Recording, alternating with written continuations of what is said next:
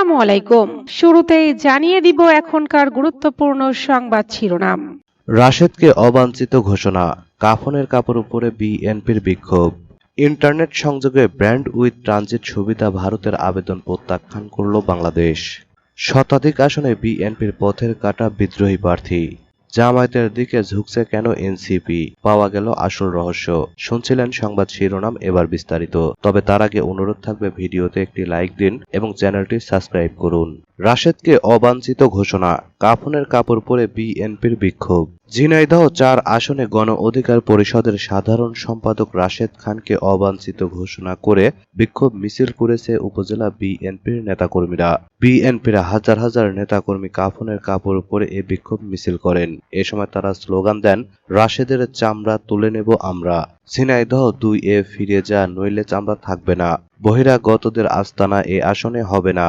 এতে নেতৃত্ব দেন কেন্দ্রীয় স্বেচ্ছাসেবক দলের সিনিয়র যুগ্ম সাধারণ সম্পাদক সাইফুল ইসলাম ফিরোজ ও প্রয়াত সাবেক সংসদ সদস্য শহীদুজ্জামান বেল্টুর সহধর্মিণী ও জেলা বিএনপির উপদেষ্টা মণ্ডলীর সদস্য মুর্শিদা জামান বেল্টু। তারা দুজনেই এ আসন থেকে বিএনপির মনোনয়ন প্রত্যাশী ছিলেন।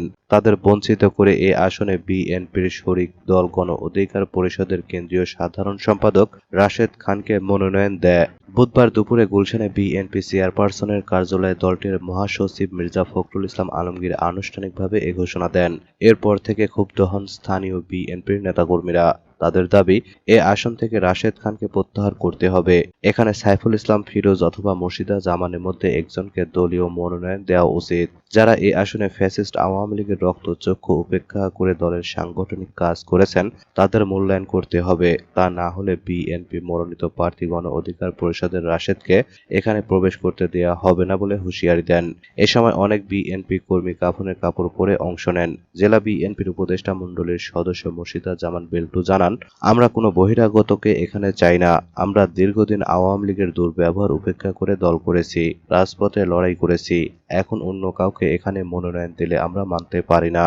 আমরা চাই দলীয় নেতার হাতে ধানের শীষ তুলে দেওয়া হোক। স্বেচ্ছাসেবক দলের কেন্দ্রীয় কমিটির সিনিয়র যুগ্ম সাধারণ সম্পাদক সাইফুল ইসলাম ফিরোজ বলেন, গণ অধিকার পরিষদের রাশেদকে ঝিনাইদহ ২ আসনে নির্বাচন করার জন্য দল থেকে নির্দেশনা দেওয়া হয়েছিল।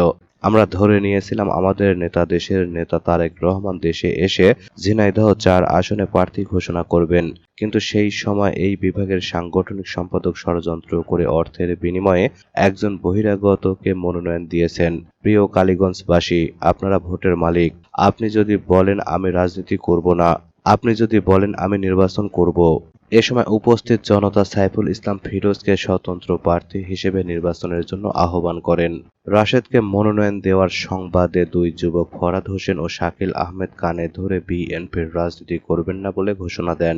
তাদের ভিডিও সামাজিক যোগাযোগ মাধ্যমে ছড়িয়ে পড়ে। তারা উভয়ই উপজেলা যুবদলের কর্মী।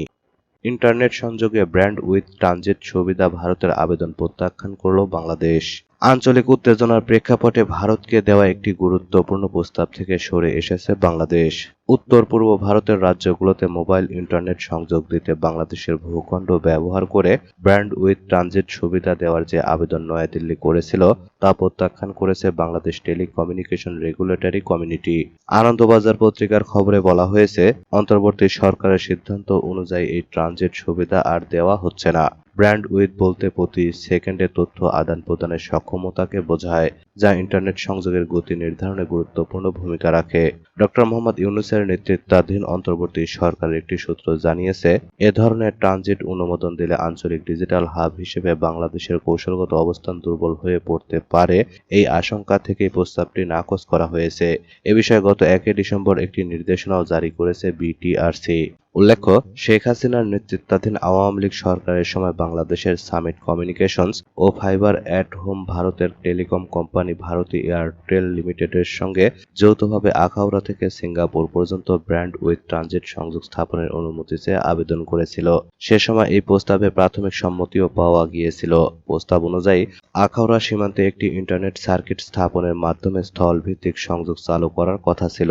তবে বিটিআরসির একটি সূত্র জানিয়েছে, এ ধরনের সংযোগে বাংলাদেশের বাস্তবিক লাভ হতো খুবই সীমিত, বরং সুবিধাভোগী হতো ভারত। সূত্রের দাবি অনুযায়ী সংশ্লিষ্ট দুটি দেশীয় প্রতিষ্ঠান আওয়ামী লীগের ঘনিষ্ঠ হিসেবে পরিচিত।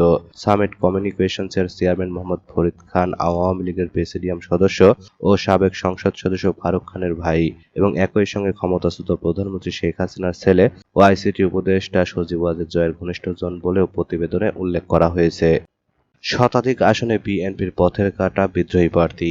দলীয় মনোনয়ন বঞ্চিত বিএনপির নেতারা স্বতন্ত্র প্রার্থী হিসেবে নির্বাচন করার ঘোষণা দিয়েছেন। একাধিক প্রার্থী মনোনয়নের বিধান না রাখায় এবার বিদ্রোহী হিসেবে লড়াই করার সুযোগ পাচ্ছেন বিভিন্ন স্তরের বিএনপির নেতারা। অনেক আসনে স্বতন্ত্র এবং দলীয়ভাবে মনোনয়ন সংগ্রহ করছেন প্রার্থীরা। যদিও বিদ্রোহী প্রার্থীদের বিরুদ্ধে সাংগঠনিক ব্যবস্থা গ্রহণের হুঁশিয়ারি উচ্চারণ করেছে বিএনপি। এ বিষয়ে দলটির মহাসচিব মির্জা ফখরুল ইসলাম আলমগীর বলেছেন, দলের সিদ্ধান্তের বাইরে গিয়ে যারা ত্রয়োদশ সংসদ নির্বাচনে স্বতন্ত্র প্রার্থী হয়ে ভোটে লড়বেন তাদের বিরুদ্ধে ব্যবস্থা নেবে বিএনপি। সর্বশেষ 2018 সালের 30 ডিসেম্বর অনুষ্ঠিত রাতের ভোটের একাদশ জাতীয় সংসদ নির্বাচনে অংশ নিয়েছিল বিএনপি। সেবার বিদ্রোহী ঠেকাতে প্রতি আসনে একাধিক প্রার্থী মনোনয়ন দিয়েছিল দলটি, কিন্তু এবার একক প্রার্থীর মনোনয়ন দেওয়ার কারণে স্বতন্ত্র প্রার্থী হওয়ার সুযোগ পাচ্ছেন দলটির নেতারা। নির্বাচনী আইনে একটি আসন থেকে একাধিক প্রার্থী মনোনয়নের সুযোগ আছে রাজনৈতিক দলগুলোর, কিন্তু সেই সুযোগ এখন পর্যন্ত গ্রহণ করেনি বিএনপি। ইতিমধ্যে নির্বাচন কমিশনও জানিয়েছে, ত্রয়োদশ জাতীয় সংসদ নির্বাচনকে সামনে রেখে কোনো নিবন্ধিত রাজনৈতিক দল একটি এলাকায় একাধিক প্রার্থীকে মনোনয়ন দিতে পারবে। সেক্ষেত্রে দলের সভাপতি অথবা সাধারণ সম্পাদক স্বাক্ষরিত লিখিত পত্রের মাধ্যমে আগামী 20 জানুয়ারি বিকাল 5টার মধ্যে চূড়ান্ত প্রার্থীর নাম রিটার্নিং অফিসারকে জানাতে হবে। সেক্ষেত্রে অন্যান্য মনোনীত প্রার্থীর প্রার্থিতা স্থগিত বলে গণ্য হবে। ত্রয়োদশ জাতীয় সংসদ নির্বাচন সামনে রেখে বিএনপি যে প্রাথমিক প্রার্থী তালিকা প্রকাশ করেছে তা ঘিরে তৃণমূলে ক্ষোভ ও বিভক্তি লক্ষ্য করা যায়। অনেক জায়গায় মনোনয়ন বঞ্চিতদের বিক্ষোভ, সংঘর্ষ ও হতাহতের ঘটনাও ঘটেছে। তালিকা ঘোষণার পর দলের ভেতর অসন্তোষ এমন পর্যায়ে পৌঁছেছে যে অনেকে স্বতন্ত্র প্রার্থী হিসেবে নির্বাচনে অংশগ্রহণের জন্য মনোনয়ন সংগ্রহ করেছেন। তৃণমূলের নেতাদের মতে, খুব দ্রুত এসব কোন্দল নিরসন না হলে নির্বাচনের ফলাফলেও প্রভাব পড়তে পারে। রাজনৈতিক বিশ্লেষকরা বলছেন, বিএনপিকে এককভাবে সরকার গঠন করতে হলে এখনই শক্তিশালী দলীয় ঐক্য ও মাঠের বিরোধ নিষ্পত্তি করা জরুরি। জামায়াতের দিকে ঝুঁকছে কেন এনসিপি? পাওয়া গেল আসল রহস্য। দিন যতই ঘনিয়ে আসছে নির্বাচন নিয়ে রাজনৈতিক দলগুলোর মধ্যে ততই ঘনিষ্ঠতা বাড়ছে।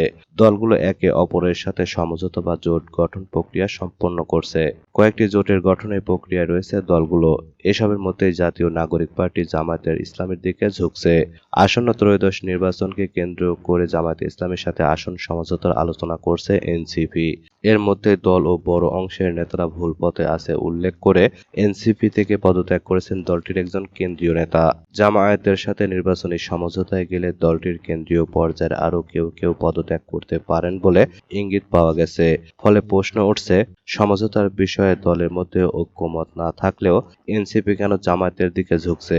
রাজনৈতিক বিশ্লেষকদের অনেকে মনে করেন, রাজনীতিতে নতুন বন্দোবস্ত আনার প্রতিশ্রুতি, 300 আসনেই প্রার্থী দেওয়ার পরিকল্পনা, নির্বাচনে জয়ী হয়ে সরকার গঠনের মতো আত্মবিশ্বাস দেখানোর পরও শেষ পর্যন্ত কয়েকটি আসনের জন্য পুরনো রাজনৈতিক শক্তির সঙ্গেই জোট বাঁধার আলোচনা এনসিপিকে একটি প্রশ্নবিদ্ধ জায়গায় ফেলে দিচ্ছে।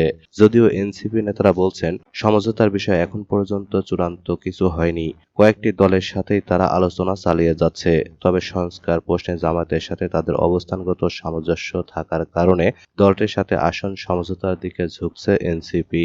তবে বিএনপির সঙ্গে আলোচনায় আসন সমঝোতা না হওয়ায় দলটি জামায়াতের কাছে ঘেঁষার একটা কারণ বলে মনে করছেন অনেকে। এদিকে গণ অভ্যুত্থানের পর বাংলাদেশের রাজনীতিতে পরিবর্তনের যে প্রতিশ্রুতি এনসিপি দিয়েছিল তার সঙ্গে দলটির কর্মকাণ্ডের কোনো মিল পাওয়া যাচ্ছে না বলেও মনে করছেন রাজনৈতিক বিশ্লেষকরা। ফলে গতানুগতিক রাজনৈতিক সিদ্ধান্তের কারণেও সমালোচনার মুখে পড়ছে দলটি। রাজনৈতিক পর্যবেক্ষকদের মতে, নির্বাচনী সমীকরণ থেকে ক্ষমতার রাজনীতিতে নিজেদের অবস্থান পোক্ত করতেই এনসিপি জামায়াতের দিকে ঝুঁকছে।